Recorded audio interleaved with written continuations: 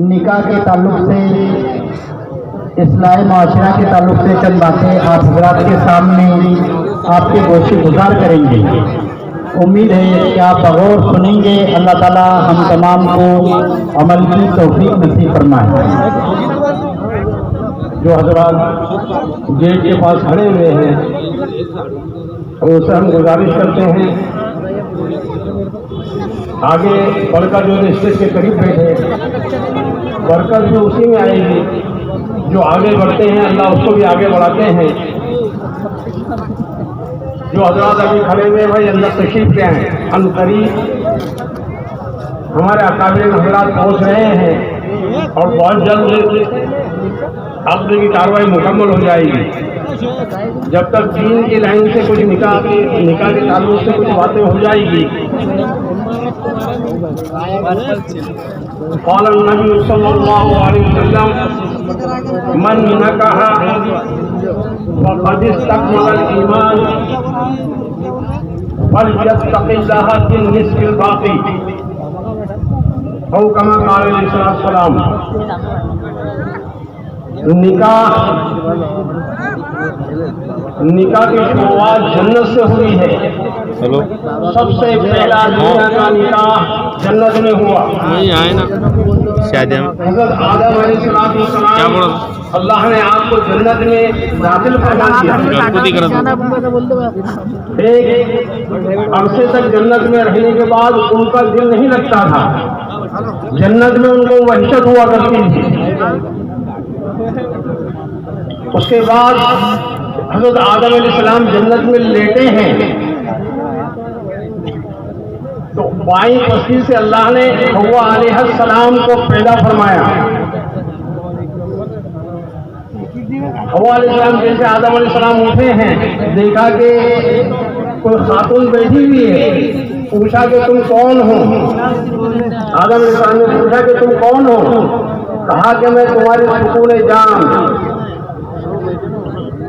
جان کا سکون، اس لیے فرمایا وَمِنْ آيَاتِهِ أَنْ خَلَقَ لَكُم مِّنْ أَنفُسِكُمْ أَزْوَاجًا لِتَسْكُنُوا إِلَيْهَا۔ نکاح کا مقصد سکون زندگی حاصل کرنا ہے۔ اللہ فرماتے ہیں لِتَسْكُنُوا إِلَيْهَا، تاکہ تم کو سکون مل جائے۔ تجربات سے بات ملتی ہے کہ آدمی باہر سے کتنا بھی تھک کر جائے گا، کتنا بھی ڈپریشن اور ٹینشن میں جائے گا، لیکن جیسا بیوی کے قریب پہنچ جاتا ہے اس کو سکون ملتا ہے۔ یہاں تک کہ اگر عمر رسیدہ ہو گیا تو بھی اپنی بوڑھی کے پاس جائے گا تو بھی اس کو اچھا لگتا ہے، سکون مل جاتا ہے۔ تو نکاح کا مقصد سکون زندگی ہے، لِتَسْكُنُوا إِلَيْهَا، تاکہ تم کو بیویوں کے پاس سکون ملے۔ وَجَعَلَ، اور بنایا اسے تمہارے لیے محبت، خود بخود محبت ہو جاتی ہے۔ میاں بیوی کے اندر دونوں میں آپس میں محبتیں ہو جاتی ہے۔ محبت بھی اللہ کا عطیہ ہے، اللہ کی طرف سے محبت آتی ہے۔ اب اس میں جو شروع میں کہا وَمِنْ آیَاتِهِ، آیت کس کو کہتے ہیں؟ وَمِنْ آیَاتِهِ، اس کی نشانی میں سے آیت کہتے ہیں نشانی کو، ایسا کام جس کو اللہ کے سوا کوئی نہیں کر سکتا ہے، اس کو آیت کہتے ہیں۔ اس لیے قرآن پاک میں جا بجا سورج کو آیت کہا گیا، چاند کو آیت کہا گیا، اور اللہ کی بڑی بڑی مخلوقات کو آیت کہا ہے۔ آیت یعنی اللہ کے سوا جس کو کوئی نہ بنا سکے۔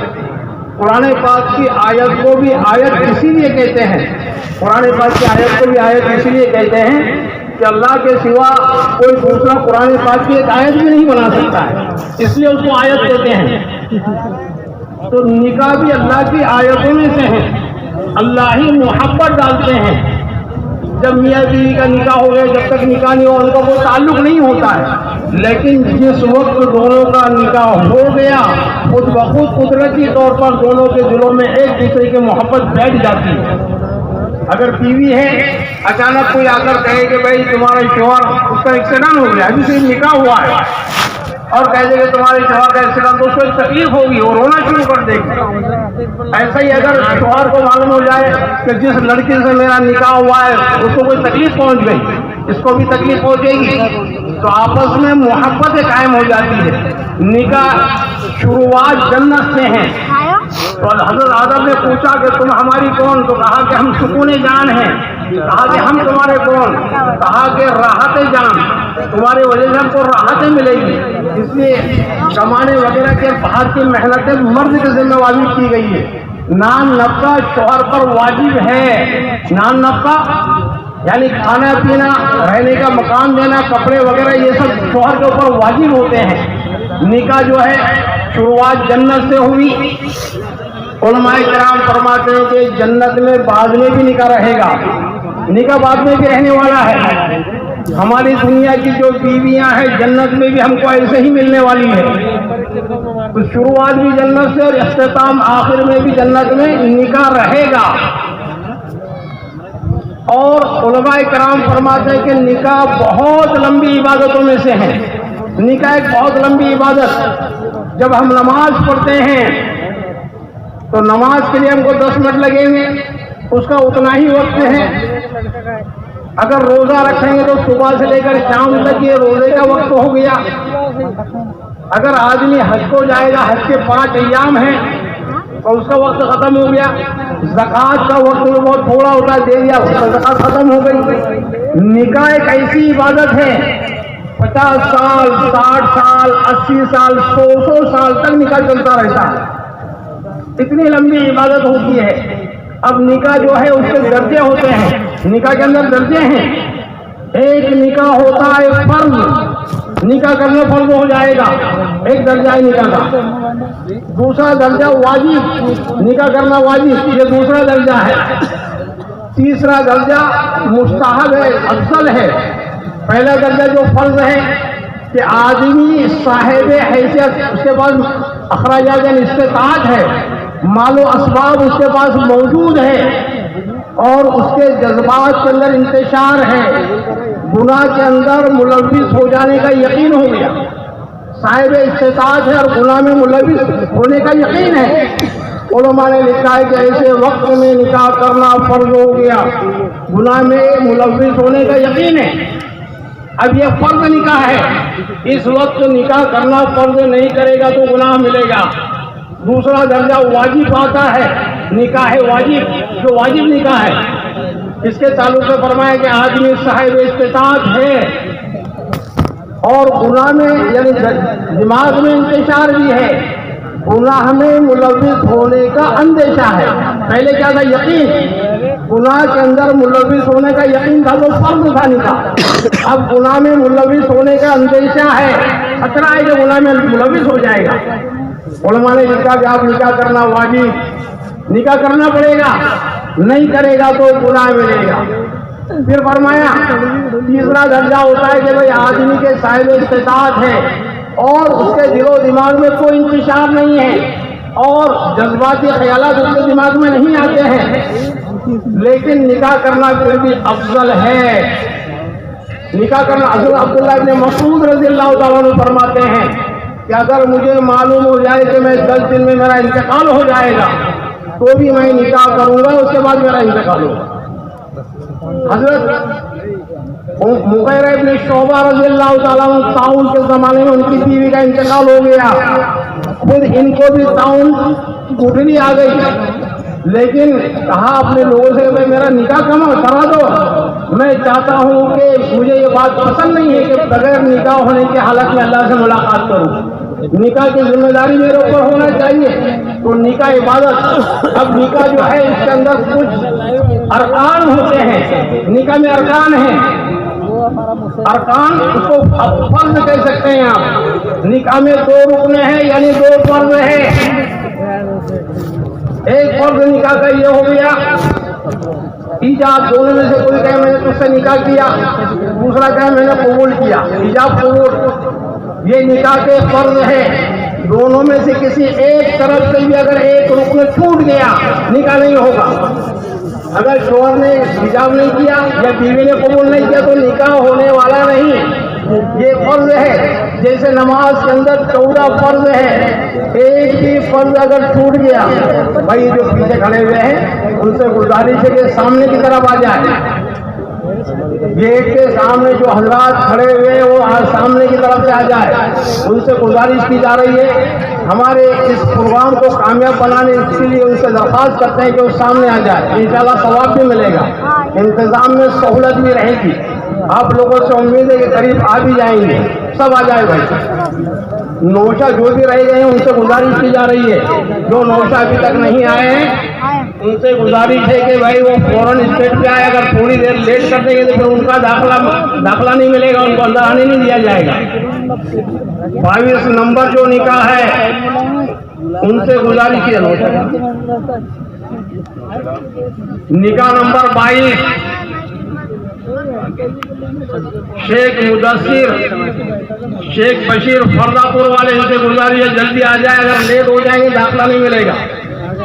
ہاں, اور جو رکیا ہوگا فوراً.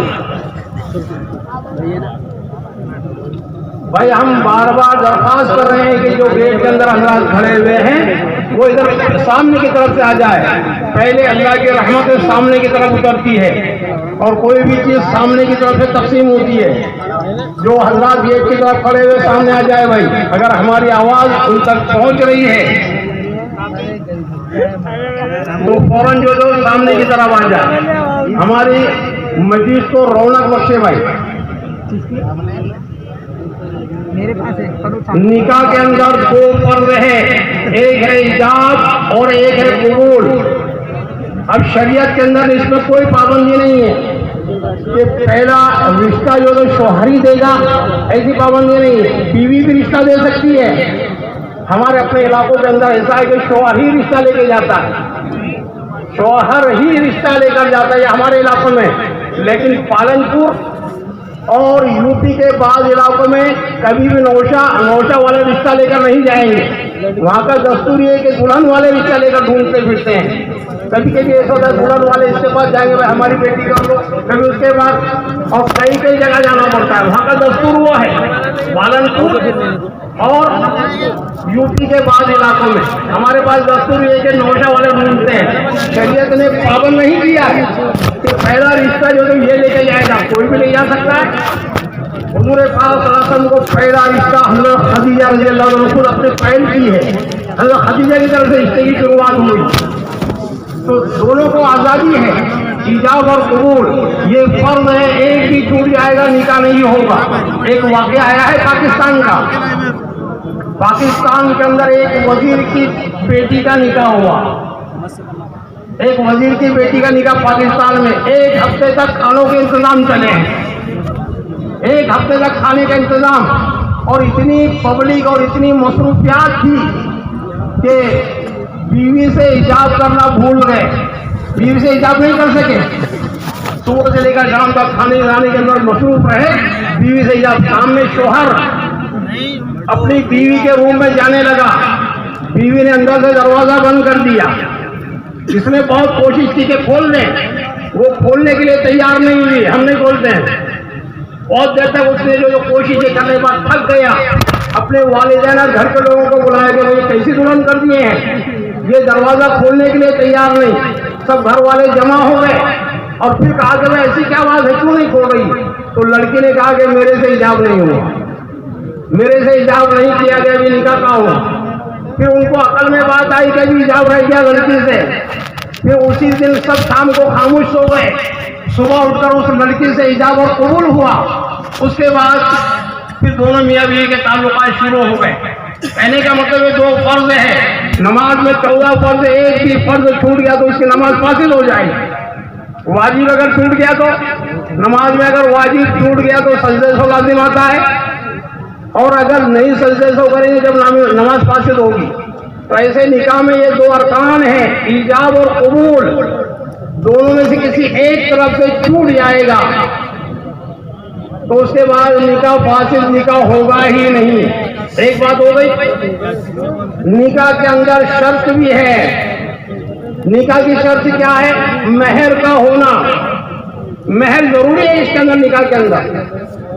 اس لیے فرمایا. اور مہر کتنا ہونا چاہیے؟ لا مہرہ اقل من 10 دراہیم. 10 درہم سے کم مہر ہوتا ہی نہیں. مہر کی کم سے کم مقدار 10 درہم. مولانا اشرف علی تھانوی اور مسلم پرسنل بورڈ نے اس کا وزن کیا. 10 درہم کتنا ہوتا ہے؟ مسلم پرسنل بورڈ کہتا ہے کہ 29.5 گرام چاندی 1 درہم. جب 3 درہم جو 29.5 گرام چاندی ہوتی ہے. اور حضرت تھانوی رحمۃ اللہ علیہ نے محتاج انداز میں کہا کہ 30 گرام سے کچھ بڑھ جاتی ہے 31 گرام کے اندر اندر.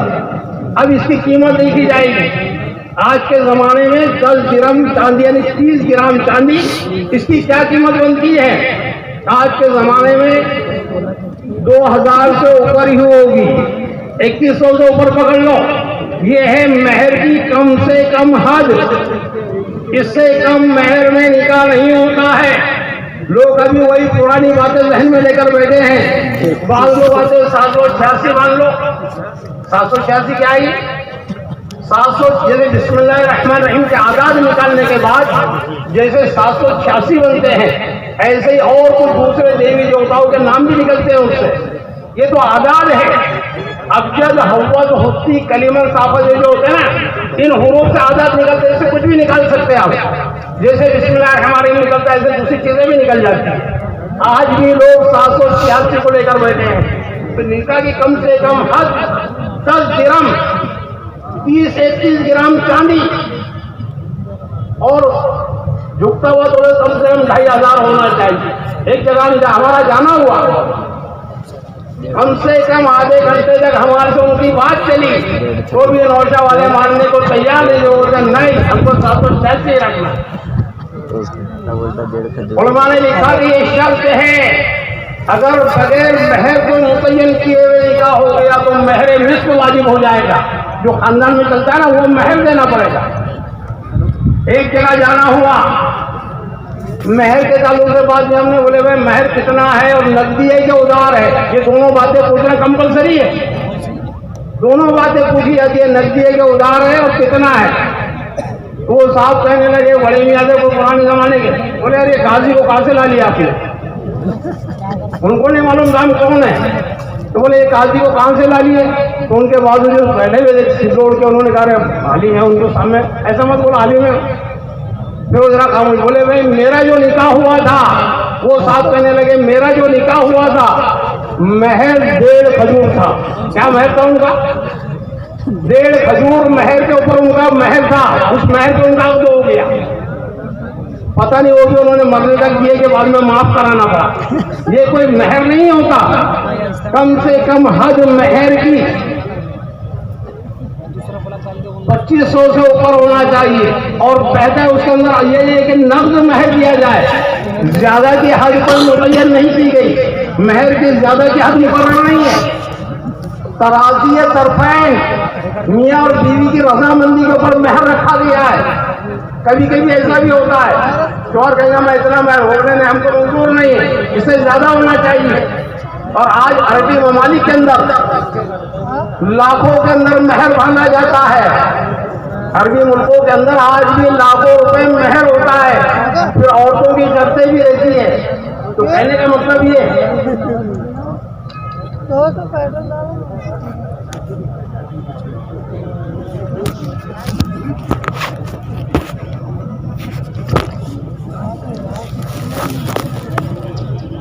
اور بھی بہت ساری. تو نکاح کو ہم جو ہے تو اس کے اندر مہر کو خاص طور سے اس کے اوپر توجہ دے. ایک اور ضروری بات ہے اس کے اندر نکاح کے اندر گواہوں کا ہونا. گواہ ہونا یہ بھی ضروری ہے. بغیر گواہ کے نکاح کے اندر اعلان کرنا سنت ہے. نبی پاک صلی اللہ علیہ وسلم فرمایا اعلنوا نکاح. نکاح کا اعلان کرو. نکاح کا اعلان کرنے کا حکم دیا گیا. کم سے کم 2 گواہ ہونا ضروری ہے. 2 گواہ کے سامنے شریعت نے 2 گواہ کو شرط رکھ کر ضروری قرار دے کر چور دروازے جو ہوتے ہیں اس کو بند کر دیا. چور دروازے سے بند ہو جاتے ہیں. ایک صاحب آئے اور کہنے لگے کہ بھائی ہمارا نکاح بڑھا دو, ہماری پھوپھیری بہن سے نکاح بڑھا دو, لیکن دنیا میں کس کو معلوم نہیں ہونا چاہیے, کسی کو معلوم نہیں, خاموشی میں پڑھا دو. ہم نے بولے اس سے تم کو کیا فائدہ ہوگا؟ وہ اس کے گھر کو رہے گی, کس کو معلوم تو ہے نہیں, تم تمہارے گھر کو رہیں گے. نہیں بولے سب جو ہونے کا ہو جائے گا. تو ہم نے ان کو یہ کہا کہ نکاح میں 2 گواہ ہونا ضروری ہے. 2 گواہ نہیں ہوئے تو نکاح کیسے ہوگا؟ نکاح کرنا تو نکاح کے لیے گواہ بھی ہونا ضروری ہے. اب یہ جو نکاح کے اندر ضروری کام, ایک تو ہم نام اوریجنل طور پر لکھا ہے, جو ہمارا اسکول کے اندر ٹی سی کے اندر نام ہوتا ہے یہ اس میں درج کرانا، ڈیٹ آف برتھ جو ہے یہ بھی اگر اس کی رینج میں آ جاتی ہے 18 کی تو اس کے اوریجنل ڈیٹ آف برتھ لکھانا ہے۔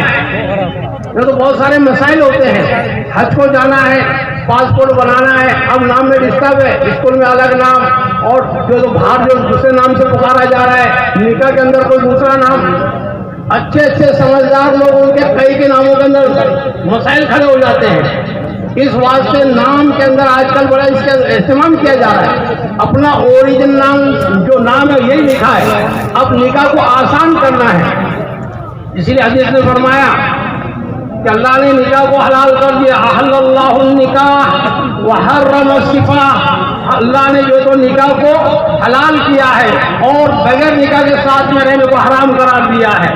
اب نکاح کو جو تو آسان بنانا ہے۔ نکاح کے اندر جیسے ہم نے بتایا یہ 2-4 چیزیں ضروری ہیں، جیسے ایجاب قبول ہو گیا، مہر ہو گیا، باقی جو دیگر چیزیں ہیں اسلام میں اس کا کوئی تصور نہیں ہے۔ اسلام میں لڑکی کا کوئی کھانا نہیں ہے، جو عام طور پر ہمارے اس علاقوں کے اندر 5 دن تک نکاح کے جو تو انتظامات ہوتے تھے، کون سے جو تو ہلدی کا دن اور اس کا دن، یہ سب اسلام کے اندر نہیں ہے۔ اسلام نے نکاح کو بڑا سادہ سیدھا بنا دیا، بس 2 آدمی بیٹھے 2 گواہ کے سامنے۔ ایسا بھی ہوا نبی صلی اللہ علیہ وسلم کے زمانے کے اندر اچانک رشتہ آیا ہے اور جیسے رشتے کی بات پکی ہو گئی، اسی مجلس میں کھڑے ہو کر ایک کسی آدمی نے خطبہ پڑھ دیا، نکاح ہو گیا۔ نکاح کے اندر عام طور پر دینداری کو مقدم رکھنا ہے، نکاح کے اندر دینداری دیکھی جائے گی۔ حدیث میں فرمایا تنکح المرأة لأربع، 4 وجوہات، 4 چیزوں کی وجہ سے نکاح کیا جاتا ہے۔ لمالها، بعض لوگ مالداری دیکھتے ہیں، بعض لوگ نکاح کرتے ہیں مالداری کے لیے، اور مال ہمیشہ رہنے والی چیز نہیں ہے۔ آج کا مالدار کل فقیر بن جائے گا، آج کا فقیر کل مالدار بن جائے گا، اور عام طور پر 40-50 سال کے اندر پورے حالات بدل جاتے ہیں۔ اللہ نے کلام پاک میں فرمایا تلک الایام نداولها بین الناس، دلوں کو تو ہم بدلتے رہتے ہیں، آج جو مالدار ہے ضروری نہیں کل بھی مالدار رہے گا، اور ایسا بھی ہوتا ہے کہ آدمی چند ہی دن کے اندر پھر غریب بن جاتا ہے، مال کو سامنے نہیں رکھا جائے گا۔